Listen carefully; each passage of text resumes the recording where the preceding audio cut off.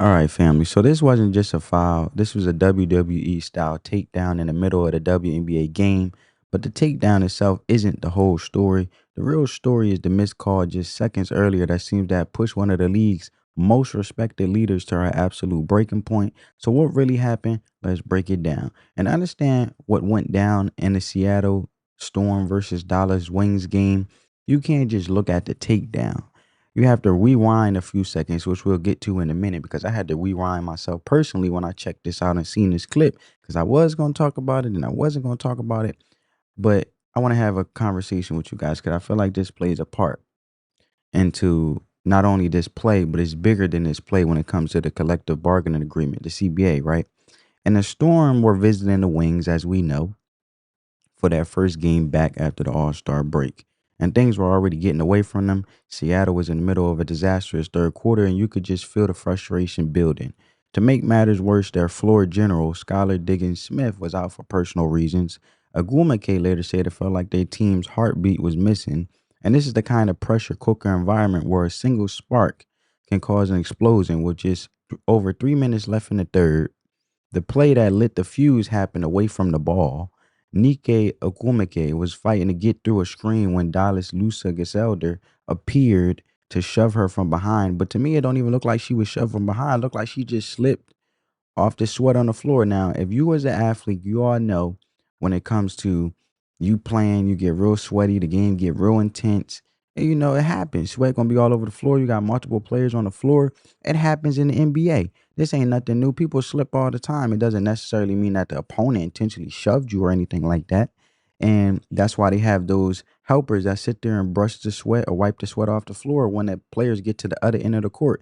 They do it constantly throughout the whole game. So when I look at this situation, and I'm muted due to copyright purposes, Nneka Ogwumike, look, she slipped. Like she slipped on a banana peel or she slipped on some piece of butter, right? But when you really look at it, it don't look like Lusa did anything. I mean, it could come off as a push, but what if they was already, you could tell obviously she was trying to fight through the screen. So you could say two things could be true at the same time, possibly, because I wasn't there. But Lusa looked like she was fighting through the screen and they got crammed up and she fell and slipped off the sweat on the floor. Or two, she really did shove the girl when she was fighting through the screen and cramming her because obviously they playing man to man defense. So she trying to stay on Nneka Ogwumike so she don't get no space to get the ball, obviously. So she can't do her thing. And she's being a pest of a defender. And don't get me wrong, I feel like she's being a very effective defender and just playing her game. Look at Lucy. She's just doing her thing. She boxing out. And then to turn that box out into, because you couldn't get around her to get in front of her to get the board, you're going to sit there and taunt. You're going to sit there and basically slam her to the ground. Like, what are we doing here? Like, obviously, you had to get your rocks off. You had to get your get back. You was mad. You was mad for the simple fact that you feel as though you was pushed or whatever the case may be. But that's not how you do it. You know what I'm saying? Challenge the player or something. But look at that. And then she gets up, right? And then she taunts her. She taunts her like, yeah, like, you know what I'm saying? I got you back, boy. Like, like, what do you think this is? You are the president of the Women's National Basketball Association. And y'all are fighting for higher salaries. And y'all just had these shirts that say, pay us what you owe us at the WNBA All-Star break. And this is how you represent yourself. Ain't nobody gonna give you money, let alone you can't even get money that you don't make. And the simple fact is, this is why it's backlashing on y'all. This is why it's making y'all look crazy. Because look how y'all represent yourselves and you want to ask for more money. So if I show up to work, right, and I don't got my uniform on and I'm not presentable and I'm sitting there lashing out and I'm being disrespectful to my coworkers, I'm not being a team player because I want a raise. You think they're gonna give me a raise? Let alone I'm not even effective enough to justify the money that I'm getting as it is? Ungrateful, and you like a nagging child that spoil you and you just want more of what you believe you're entitled to, but you're entitled to nothing because you obviously ain't making the league be self-sufficient to be profitable on its own. That's why you had the NBA franchise basically propping y'all up for this league to continue to exist off of the backs of men in the National Basketball Association, which is the men's league, obviously.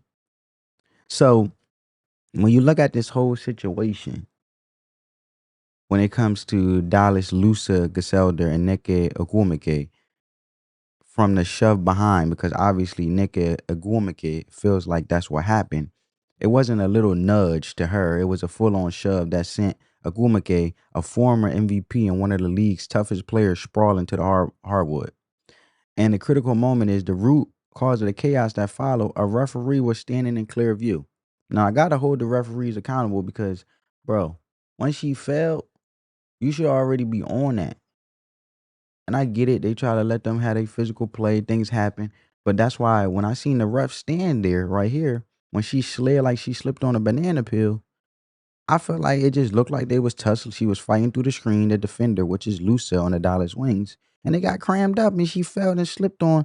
She could slip on sweat. You know how many people on the floor right now? You know what I'm saying? You got like 10 people on the floor. So think about it. But they sweating all over the place. So obviously the ref didn't see nothing wrong with it. And don't get me wrong, these refs, they not all that good. You know what I'm saying? I could do better than them, but that's besides the fact. So what happens next wasn't basketball though. It was a raw, unfiltered burst of frustration that fans and commentators immediately labeled a body slam and a suplex. And after that non-call, Ogwumike didn't just back on defense get back on defense. She found Lusa Gazelder again as they fought for rebounding position, and this wasn't about the ball anymore.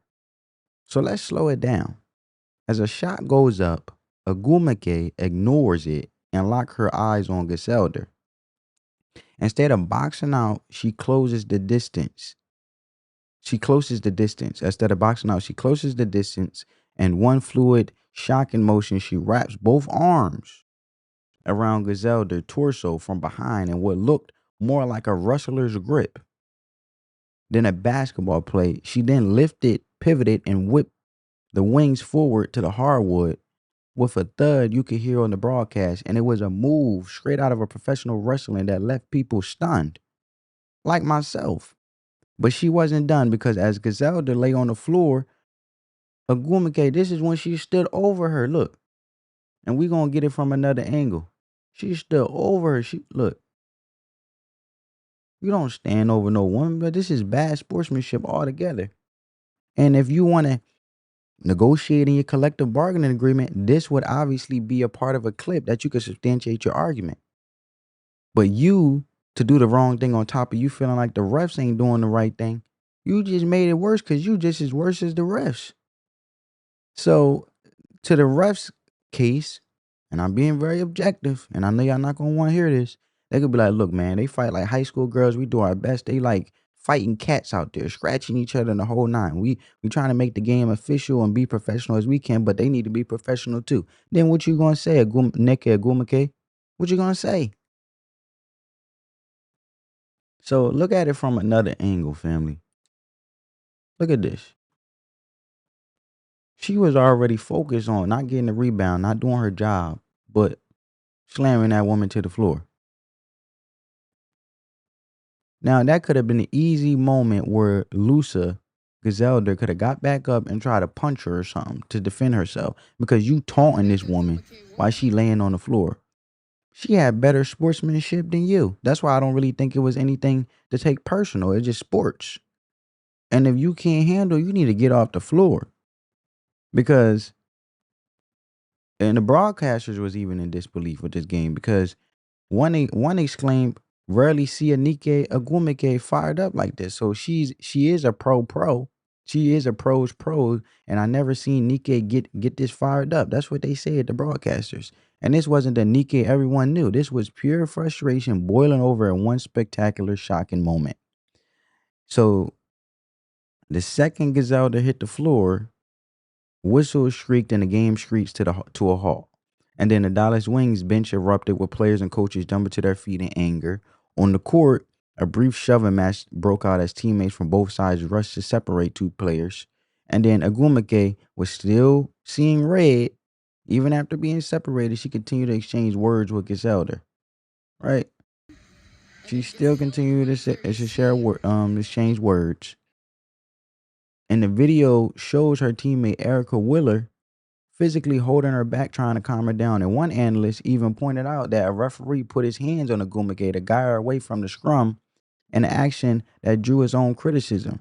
And the whole scene was pure chaos. It all stemmed from the initial missed foul call she felt like she was obligated and entitled to. And the referees huddled to review the play, watching the shove and the takedown on the monitors. Meanwhile, the image of Ogwumike, the respected WNBA, WNPA president, being restrained by her teammates became the defining visual of the night. Right? So then they handed out penalties. Lucy Gazelda received a technical foul, and so did Nneka Ogwumike. But for the takedown itself, Ogwumike was hit with a flagrant one foul, which meant she was ejected, which means she wasn't ejected from the game, which she should have been, a decision that immediately sparked insane debate online. And the internet, of course, had opinions, fans, analysts, former players dissecting the play. And while the takedown was widely seen as excessive, the conversation quickly split because one fan commented saying Nneka is the last person I'll expect this from, while another joked and say, I see more body slams in the WNBA than any other sport. And then one side argued that while Ogwumike retaliation was over the top, the initial shove from Gazelda and the shocking non-call from the ref was the real culprits. So, and a common take was she was pushed down. Then the hook and hold. Ref should have called a foul. And this camp saw the incident as a symptom of a much larger problem with WNBA officiating. So the other side was less forgiving, focusing on her role as the president of the Players Association. They argued that the leadership position demands a higher standard of conduct or whatever, and the debate raged, was a flagrant one enough? That was the debate raged. Was flagrant one enough? Or was this a justified, if extreme, reaction from a player who left unprotected by the officials? So the incident was never going to be just about one foul in one game. The fallout touches on Ogwumike's legacy, the state of the WNBA officiating, and the intense pressures of the current season. And first, there's the impact on Nneka Ogwumike's reputation as Madam President. She is the face of the She is the face of the WNBPA, fighting for player rights in the middle of a tense CBA negotiations. For her to be involved in this aggressive act is complicated because years of building a reputation and pose and leadership were put at risk in a few seconds of lost control. And you got to control your emotions, man. So where does this leave us? We have a blanket shove that the refs miss, which one side and most individuals feel like what occurred. And we have a shocking WWE-style retaliation from one of the league's most respected voices. And we have a firestorm of debate about um, um, responsibility in the state of the WNBA officiating, let alone the whole things with that being paid what they owed and the bargaining agreement and the provocation of things. So Nneka Ogwumike, despite leading her team with 22 points, is now at the center of controversy that has overshadowed everything else. And the moment was a brutal reminder that even the most composed pros obviously have a breaking point, but there's no excuse from it. It's when it comes to this. And just because the system fails doesn't mean you do the very thing that the system is doing. You take the higher road. But now I turn it over to you. What's your take on it? Was this a dirty play from Ogwumike that can be excused, that can't be excused, or was this an inevitable result of a terrible miscall and frustrating officiating? Let me know what you think down in the comments below, family. Peace.